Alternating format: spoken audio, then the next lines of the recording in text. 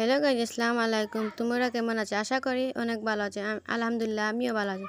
তো দেখো, আমি রোজের পাপড়িগুলো আলাদা করে ফ্রেশ ওয়াটার দিয়ে ওয়াশ করে নেব। তারপর কয়েক ফোঁটা জল দিয়ে গ্যাসের উপর বসিয়ে দিব কালার ছড়ানোর জন্য। তো দেখো, আমার কালার খুব মাশাআল্লাহ খুব সুন্দর হয়ে আসছে। তারপর আমি বাটিতে কোকোনাট অয়েল নিয়ে নিলাম 2 চামচের মতো। তারপর পাপড়িগুলো চাকনি দিয়ে ছেঁকে নেব। ওই আম্মা কি সুন্দর কালাচ্ছে। তারপর নারিকেলের অয়েলের লগে কতক্ষণ মিক্স করে নেব। তারপর 1 চামচ ভ্যাসলিন নিয়ে কতক্ষণ লাড়াচাড়া করব। আর হ্যাঁ, আমি আমার পছন্দের ভ্যাসলিনটা নিয়েছি। তোমাদের যেটা পছন্দ তোমরা সেটাই দিয়ে মিক্স করতে পারবে। তারপর দেখো কি সুন্দরভাবে মিক্স করছি। 1 ঘন্টার জন্য ফ্রিজে রেখে দেব জমার জন্য।